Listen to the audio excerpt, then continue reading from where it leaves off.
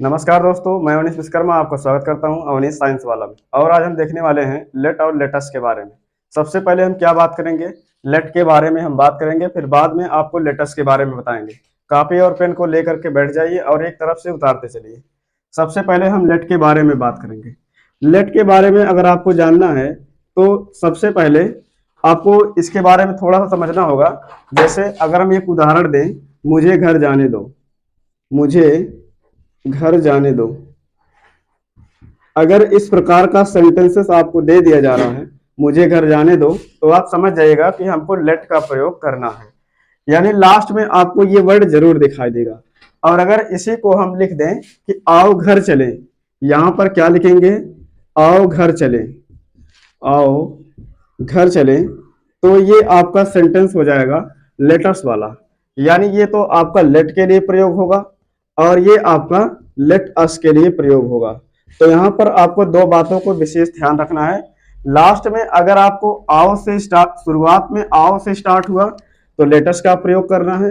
अगर लास्ट में ये दो शब्द आ गया तो आपको लेट का प्रयोग करना है। इतना आपको ध्यान में रखते चलना है।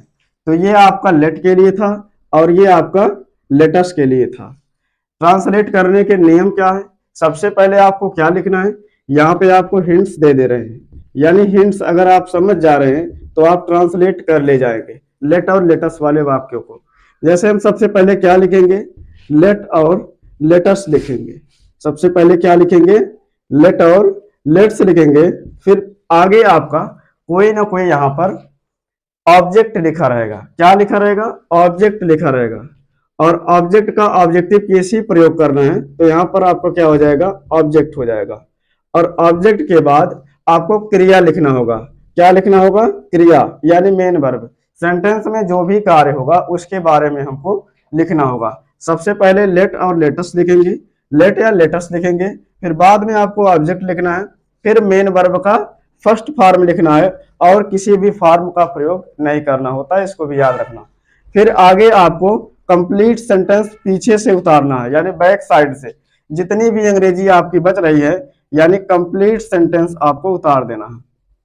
यहाँ पे यहां तक आपको क्लियर हो गया। सबसे पहले किसका प्रयोग करेंगे, लेट या फिर लेटस का। फिर बाद में आपको ऑब्जेक्ट का प्रयोग करना है। फिर मेन वर्ब के फर्स्ट फॉर्म। फिर आपको कंप्लीट सेंटेंस उतार देना है। यानी आपको इसमें कितनी चीजें ध्यान देना है, तीन चीजों पर। किस किस पर, सबसे पहले लेट और लेटस को लगाना ना भूलें। जैसे लेट आप कब लगाओगे, जब आपका सेंटेंस के लास्ट में दो शब्द लिखा रहेगा।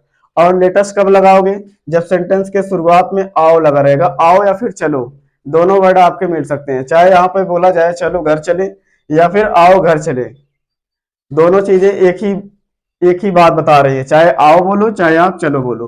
तो सबसे पहले आपको क्या ध्यान देना है, लेट और लेटस लगाना है। फिर बाद में आपको ऑब्जेक्ट उतार देना है।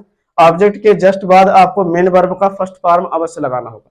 ना उसमें आईएनजी लगाना है, ना थर्ड फॉर्म लिखना है, ना सेकंड फॉर्म लिखना है, कुछ भी नहीं लिखना है। यानी आपको मेन वर्ब का केवल पहला ही फॉर्म उतारना होगा, जिसको हम बेस फॉर्म के नाम से जानते हैं।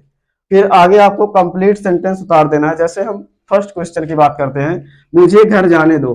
तो इसमें आपका जो लिखा गया है मुझे घर जाने दो, अभी अभी मैंने बताया, जब लास्ट में दो शब्द आएगा तो लेट का प्रयोग करेंगे। तो यहाँ पर हम किसका प्रयोग करेंगे, लेट का।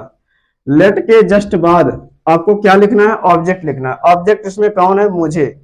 ऑब्जेक्ट की पहचान कैसे की जाती है, जब सेंटेंस में आप देखोगे क्वेश्चन करोगे, क्वेश्चन करोगे किससे, क्या, किससे और किसको से, जो आपका जवाब मिलेगा वही आपका ऑब्जेक्ट होगा। जैसे मुझे घर जाने दो, तो किसको घर जाने दो, यहाँ पर आपका जो जवाब आ रहा है किसको घर जाने दो, तो अंग्रेजी आपका हिंदी में निकलेगा मुझे।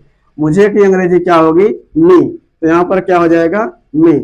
लेट मी, आगे हो जाएगा go to home. Let me go to home, ये आपका हो गया लेट का प्रयोग। अब हम आगे देखते हैं, आओ घर चले। अगला है आओ घर चले। अभी अभी हमने बताया कि जब सेंटेंस आओ से स्टार्ट हो तो इसका मतलब लेटस से स्टार्ट होता है। कहां से, लेटस से स्टार्ट होगा। लेटस हो गया। अब इसके बाद घर चले या फिर घर जाए, तो ये क्या हो जाएगा, यहाँ पे आप मूव चाहे या फिर गो, यहाँ पर गो का भी प्रयोग कर सकते हो। तो go to home, let's go to home.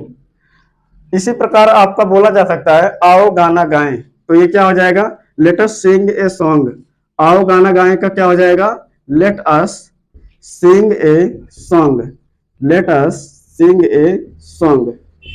अगर आपको बोलना हो मुझे लिखने दो तो इसकी अंग्रेजी क्या होगी, लेट मी राइट, क्या बोलोगे, लेट मी राइट।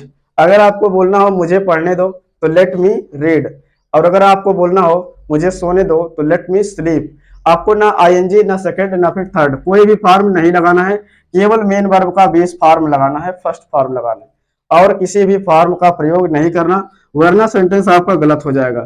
क्योंकि आप ये जो पढ़ रहे हो ये आपका एक्सिलरी से संबंधित है, और एक्सिलरी में जितनी भी आपकी हेल्पिंग वर्ब यानी जो आपकी मॉडल एक्सिलरी होती है, मॉडल एक्सिलरी के सभी में मेन वर्ब का फर्स्ट फॉर्म ही प्रयोग किया जाता है, बाकी किसी फॉर्म का प्रयोग हम नहीं करते हैं। ये भी आपका एक पार्ट है मॉडल एक्सिलरी का। अब हम नेक्स्ट कुछ उदाहरण की बात कर लेते हैं। यहाँ पे पहला सेंटेंस है, उसे घर जाने दो, इसके बाद मुझे किताब पढ़ने दो, मुझे चाय पीने दो। इसमें आपको दो सेंटेंस बताया जाएगा, एक सेंटेंस आपको कमेंट में बताना है, लास्ट वाला आपको बताना होगा कि इसमें क्या रहेगा। तो पहला हो जाएगा उसे घर जाने दो, सबसे पहले किसका प्रयोग करेंगे, लेट। लेट के बाद आपको ऑब्जेक्ट का प्रयोग करना है, ऑब्जेक्ट कौन है, उसे के लिए क्या प्रयोग करेंगे, him, let him go to school, let him go to school. Last में आपको फुल स्टॉप का प्रयोग करना है, मुझे किताब पढ़ने दो, तो ये क्या हो जाएगा, लेट, ऑब्जेक्ट क्या हो जाएगा, मी के बाद आपको पढ़ने की अंग्रेजी क्या होगी, रीड बुक। लास्ट वाला आपको कमेंट में बताना है क्या रहेगा। अगर वीडियो अच्छा लगा हो तो वीडियो को लाइक और चैनल को सब्सक्राइब अवश्य कर देना। Thanks for watching.